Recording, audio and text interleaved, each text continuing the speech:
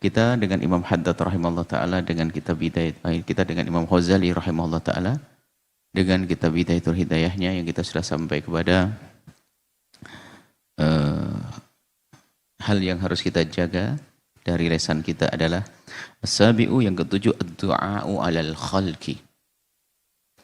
Ad-du'a 'ala dalam bahasa Arab itu unik. Ad-du'a li kebaikan, kalau doa 'ala kutukan. Ad-du'a 'ala al-khalqi termasuk kejelekan lesan, maksiat lesan adalah doa 'ala al-khalqi, mendoakan jelek kepada manusia, mengutuk. Kalau doa 'ala kejelekan, kalau doa li kebaikan. Ud'u li, doakan aku dengan kebaikan. Kalau ud'u alayya, kutuk aku. Baik. Fahfad lisanak, maka jagalah lisanmu anid du'ai, dari untuk bisa menghindar dari mendoakan ala ahadin, mengutuk ala ahadin kepada salah seorang min khalqillahi, dari hamba Allah, dari makhluk Allah Ta'ala.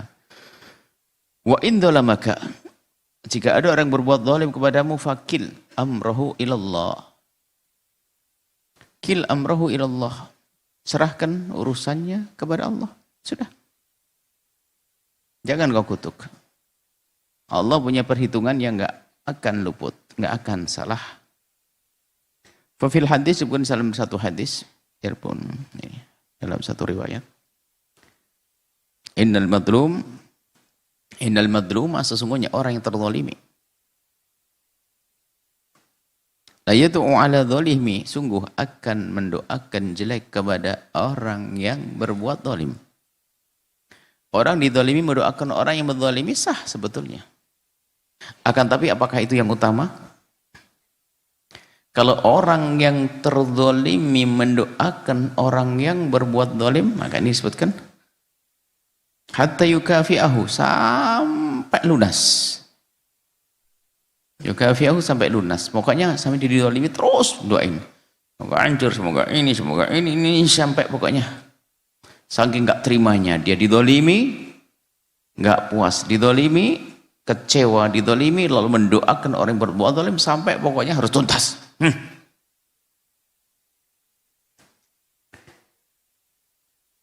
Sampai tuntas, betul. Akhirnya apa? Karena sudah terlalu banyak kita doakan dengan doa jelek, dosa habis juga dosanya dia. Lunas juga, yang semula dia berbuat zalim kepada kita, wah harus mendapatkan hukuman dari Allah, ternyata sudah kita habiskan dengan kutukan kita. Dengan kutukan kita. Mendoakan jelek kita kepada orang tersebut bisa menghabiskan urusan dia. Tsumma yabqa, lalu yang tersisa apa? Lidzalimi, bagi orang yang berbuat zalim, fadlun, bisa jadi keutamaannya. Jadi jeleknya orang yang berbuat zalim itu akan habis dengan apa? Dengan kutukanmu kepada orang tersebut. Maka hati-hati. Jangan gampang ngutuk-ngutuk. Setelah habis dosa kutukannya, setelah habis dosa kezalimannya kepadamu, yang tersisa apa? Ya kebaikannya.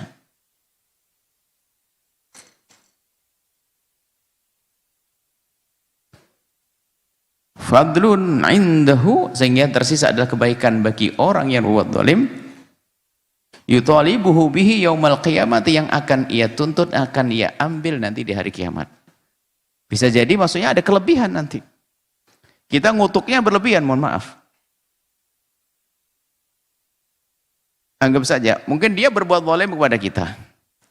Kita membalas dengan doa-doa, padahal sudah selesai. Doa 4 kali kayaknya sudah cukup deh. Tapi doanya kita 5 kali. 2 kalinya ini, wah, kita bayar, habislah. Makanya sudahlah. Daripada kita salah hitung begitu, mending kita tidak usah doain jelek deh. Makanya itu yang kita biasakan di majelis kita. Kalau kita baca buku, diamalkan dong. Dan ini adalah kita bacaan lama, kita tidak pernah mengutuk. Karena khawatir sudah lunas dari kemarin. Setelah lunas dari kemarin, wah kena nah bagian kita sisanya. Kutukan yang zaid, yang lebih itu akan jadi keutamaan yang akan ia tuntut nanti. Sudah aku bayar, aku habis, kau tambahin lagi, sini mana buat saya. Kata orang yang berbuat zalim. Wa tawwala ba'dun nas, ada sebagian orang tawwal itu adalah tawal tawilul lisan, lesannya itu memanjangkan lesannya, mencaci maksudnya. Tawwala ba'dun nas, ada sebagian orang mencaci, tawwala. Lisanahu, memanjangkan lesannya, alal Hajjaj. Hajjaj itu seorang penguasa yang jahat, ulama dibunuh banyak. Lalu ada orang yang Masya Allah setiap hari ngutuk Hajjaj, Hajjaj terkutuk, Hajjaj gitu, Hajjaj terus setiap hari Hajjaj. Qala ba'du salaf, sebagian orang salaf, orang yang hidup pada zaman itu dari orang-orang soleh berkata, Innallaha la yantaqimu lil Hajjaj, sungguh Allah akan membalas lil Hajjaj, untuk Hajjaj, yakni membalas, menolong lil Hajjaj, untuk Hajjaj, mimman ta'arrada lahu bilisanihi, akan membalas orang yang ta'arrada bilisanihi, yang kurang ajar dengan lesannya kepada Hajjaj. Ini orang salaf yang soleh mengatakan Hajjaj itu jahat.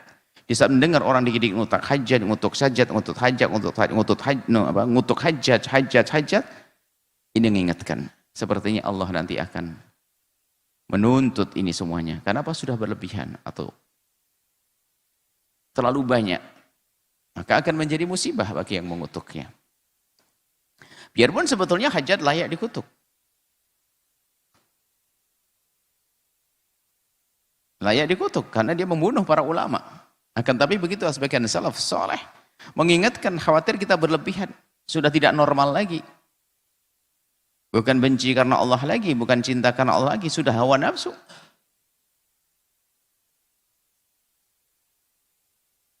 Loh, hari ini ngutuk seorang pejabat jahat itu bukan pejabat yang nggak benar misalnya.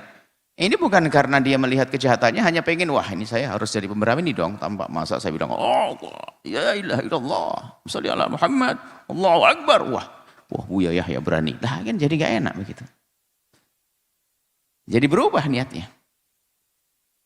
Misalnya pejabat jahat, kita ingatkan kita ini. Tapi kalau setiap hari kita kutuk, sampai Sayyidina Musa, Sayyidina Harun, di saat datang kepada Fir'aun, innahu tagha, yang betul-betul kurang ajar, diperintahkan pergilah kau kepada Fir'aun dan dikatakan kepada Fir'aun dengan kaul, perkataan yang layyina, yang lembut. Nah, sebenarnya itu akhlak. Biarpun nanti mengutuk itu ada saat-saat diizinkan. Orang yang berlebihan dan sebagainya diizinkan, akan tapi mana yang terbaik itu bab akhlak. Boleh, ini lebih bagus. Ada. Boleh. Akan tapi ada yang lebih bagus dari itu semuanya. Kalau menunjukkan kejelekan seseorang untuk mentahdir, mengingatkan orang lain agar tidak tertipu, terbawa kepada kejahatannya, tanpa harus mengutuk kok. Ini kehebatan kita, mengingatkan orang tanpa harus mengutuk. Ngambil ikan tanpa harus keruh airnya. Cerdas ya. Tapi hari ini omongannya selalu membuat kehebohan di sana sini. Ribut sana sini, ribut sana sini. Diingatkan betul lah Imam Ghazali. Kita lanjutkan coba. Bukan kami ngomong, Imam Ghazali berkata. Ats-tsamin, yang ke-8, dah selesai ya. Jadi jangan biasa mengutuk, apalagi ini ya, calon para santri-santri di kedepan hari kan jadi seorang ustadz. Dalam mengutuk bukan ibadah. Kalau seandainya sepanjang hidup kita tidak mengutuk Fir'aun, itu kita tidak disalahkan. Kenapa kita sering mengutuk saudara-saudara kita yang seagama? Ini bukan mengajari kita jadi pengecut, enggak. Menegakkan kebenaran ada babnya beda. Ya berperang, tapi caci maki enggak membuat keindahan. Justru yang paling banyak ngomong mungkin paling penakut dia, karena beraninya ngomong, karena kita bahaya nanti malah. Kalau mau nggak berani, tapi di saat harus turun nggak berani. Teriak-teriak, berani ya. Waduh, kira dibuka perang di medan laga, dia mundur paling belakang. Dan orang semacam itu namun munafikin ada pada zaman Nabi.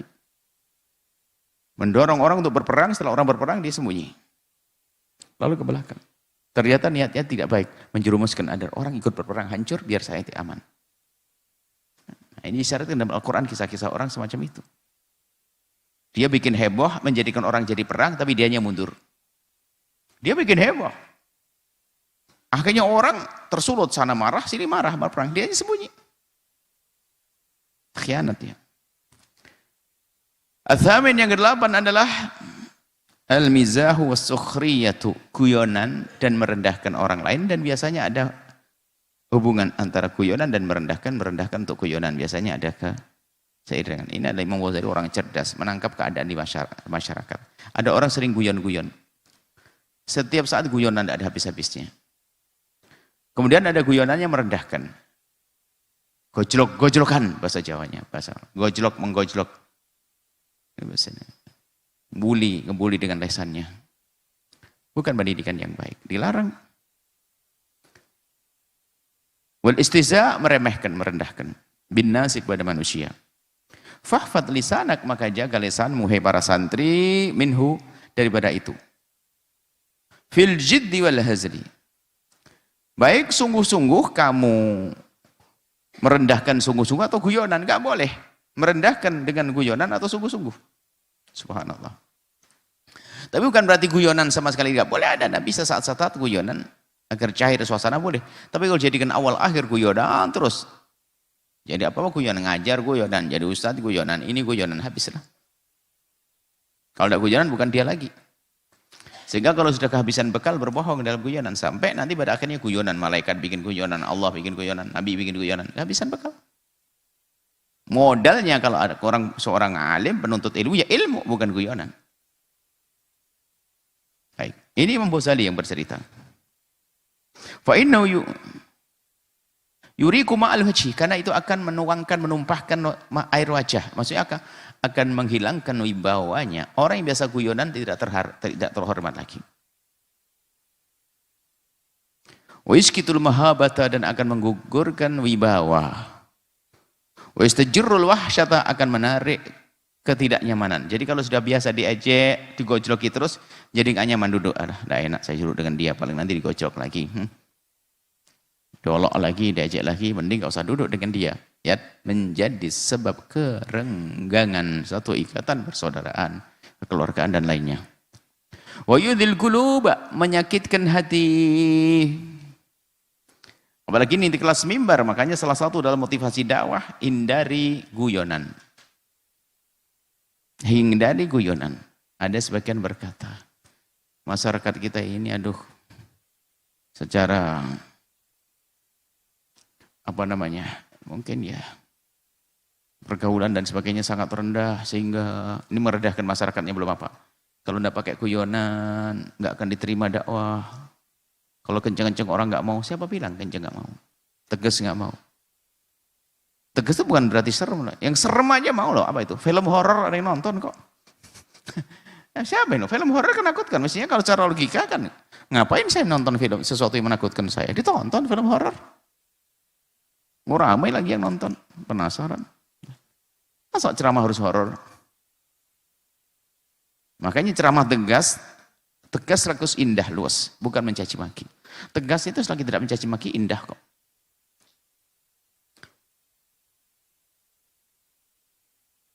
Keras tapi bukan untuk menusuk. Keras bukan untuk menempar, indah. Jadi pijakan kuat. Jadi bangunan kokoh, keras. Pada tempatnya. Jadi berbicara tegas, itu bukan berarti harus menyakitkan, asalkan tidak nusuk. Nah ini. Tidak harus selalu pakai guyon, tapi guyon sesaat ada. Nabi pun juga mengajak berguyon. Guyon. Seorang perempuan datang, ada Nabi, nggak ada perempuan seperti kamu itu di surga, kan kaget. Kaget, saya tidak ada di surga. Iya. Makanya dia sedih, dia nangis. Maksudnya kalau kamu itu masuk surga, tapi semuanya nggak ada. Semuanya umurnya 30-an di sana, di surga. Nggak ada umur 60 di surga, dimudahkan. Oh gitu. Kaget dulu tapi. Jadi ada guyonan-guyonan. Cuman riwayat-riwayat guyonan dinisbatkan kepada Nabi, hendaknya dicek lagi supaya kita tidak menisbatkan kepada Nabi adalah orang yang nanti ada catatan humornya Rasulullah nanti. Jadi jangan, Nabi ya sesaat-sesaat untuk mencarikan suasana keluarga dan anak-anak dan sebagainya. Dengan catatan tidak, kalau guyonan tidak merendahkan orang, tidak menjatuhkan suku, agama dan lain sebagainya. Wa huwa mabda'ul lajaj. Sebab awal perselisihan permusuhan ya gara-gara guyonan tuh. Kadang membahayakan loh ya, ada guyonan nggak sengaja sampai kecebur meninggal. Alhamdulillah. Sudahlah hindari guyonan-guyonan, kadang berlebihan. Sehingga mencari tawa akhirnya berlebihan. Sampai ada masuk rumah sakit dan sebagainya, sampai sakit ada meninggal, naudzubillah. Semula guyonan. Guyonan setelah itu jadi tangisan karena salah dia. Baik. Wal ghadab menjadikan sebab marah. Guyonan yang merendahkan menjadi sebab marah. Waktu sorum. Akhirnya putus, nggak enak lagi duduk. Alah paling digojlok aku nanti. Wa yaghrisul hiqda fil qulubi, dan menanamkan kedengkian di dalam hati. Kelihatannya tertawa karena yang lain tertawa, kalau dia nggak tertawa enak, padahal dia yang sakiti, dia direndahkan. Ya masya Allah, ya ketawa dia awal-awal ketawa, tapi dia lagi kurang ajar banget. Awas ya. Subhanallah. Akhlak yang mulia itu perlu kita jadikan cara hidup kita. Fala tumazih ahadan, jangan biasa guyonin orang.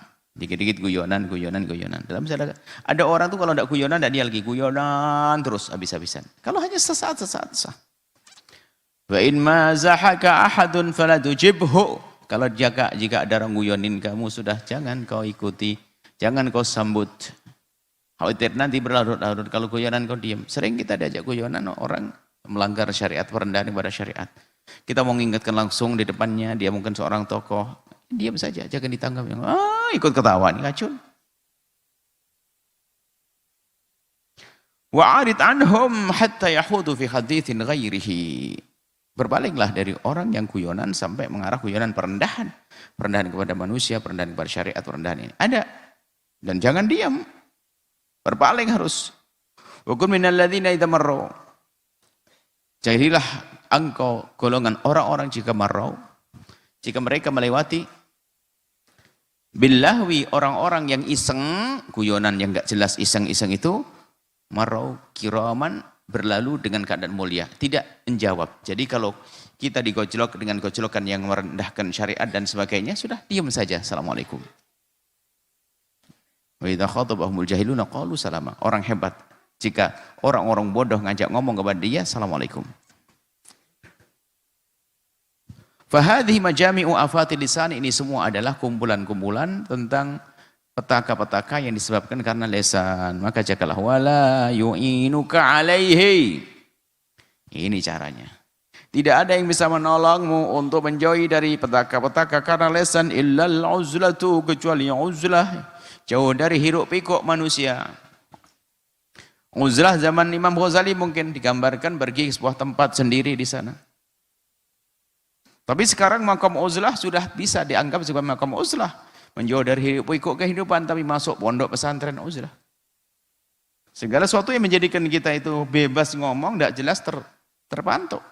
Ini masuk uzlah, kalian masuk bab uzlah. Ya, kalau kalian ke hutan beneran, tambah bodoh nanti. Nggak ngaji, nggak belajar. Uzlah semacam ini. Kemudian mulazamatis sumti, menekuni diam. Lebih banyak diam deh di zaman sekarang ini. Illa biqadri darurat, kecuali sekadarnya, seperlunya saja darurat. Waqad kana Abu Bakrin, telah ada Sayyidina Abu Bakar Siddiq radhiyallahu ta'ala anhu, semoga Allah meridai Sayyidina Abu Bakar Siddiq. Yada'u hajaran, meletakkan batu hajaran. Itu pun bukan setiap saat hanya mengisyaratkan. Dalam riwayat ada yang menjelaskan meletakkan batu adalah di saat mencontohkan seorang, kalau memang segini, bukan setiap saat pakai batu, gimana di mulutnya ada batu. Belum lagi benar tidaknya riwayat, akan tapi sebagian menjelaskan bahwasanya jadi memberikan contoh begini loh, kamu mulutmu nggak bisa kasih batu, biar diam.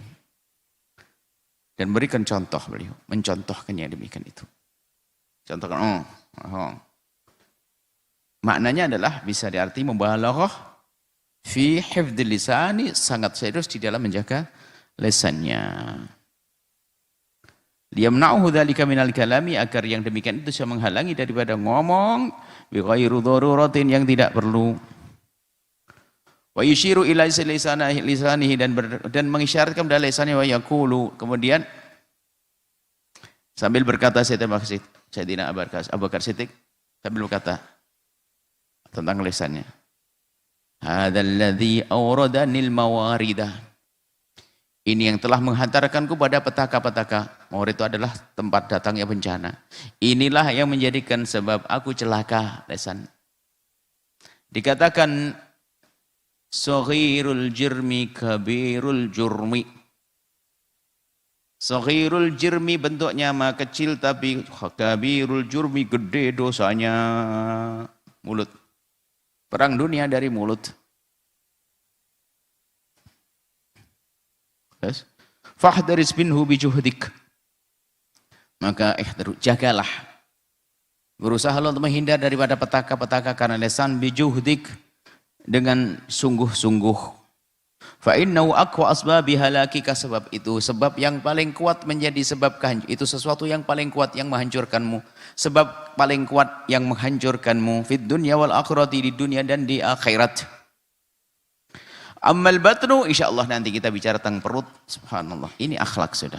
Yuk kita renungi diri kita sendiri, lalu kita terapkan apa yang kita dengar, khususnya yang sudah masuk dalam luyah dakwah, mengajak umat kepada Allah dengan akhlak mulia, menjaga lisan dari merendahkan, dari mencaci, dari guyonan-guyonan yang menjadi merendahkan, kita hindari semuanya.